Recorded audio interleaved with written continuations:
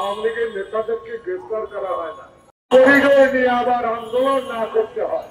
তাই সরকারের কাছে করিডোরের প্রশ্নে আমি অনুরোধ জানাবো, বিচার বিবেচনা করে এই সরকার গঠন করবে যে দল, আপনার অধীনে নির্বাচন দিয়ে সেই সরকারকে এই বিষয়ে সিদ্ধান্ত দেওয়ার জন্য আমি বিনয়ের সহিত আপনাকে অনুরোধ জানাবো।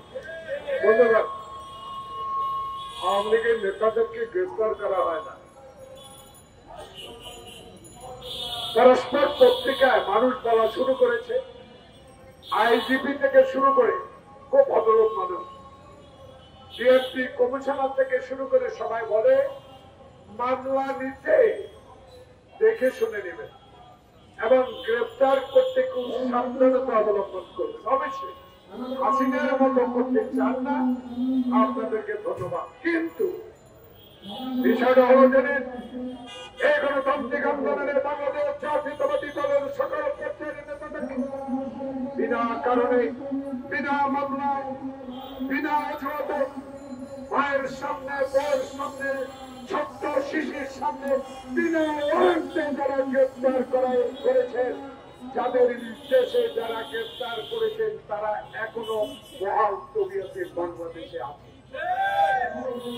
তাদের বিষয়ে আপনাদেরকে 8 মাসও কেন সিদ্ধান্ত নিতে পারলেন না?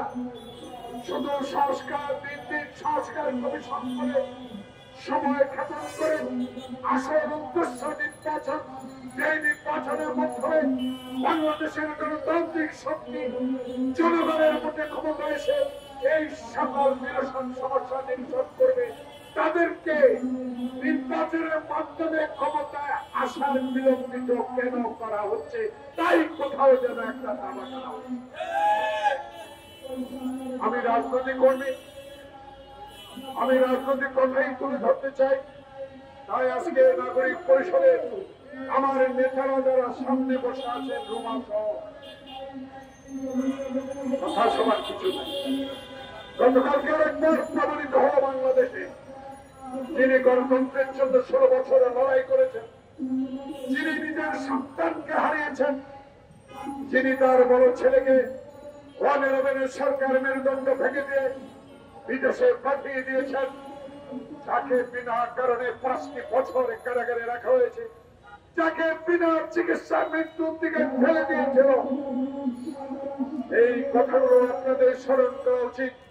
আইন শৃঙ্খলা বাহিনী আপনাদেরকে, সশস্ত্র বাহিনী আপনাদেরকে ধন্যবাদ জানাই। গতকালকে লক্ষ হাজারো মানুষের যে সড়ক থেকে যে অভ্যর্থনা জানিয়েছেন, আপনার আইন শৃঙ্খলা রক্ষাকারী বাহিনী যেই সহযোগিতা করেছেন, বাংলাদেশ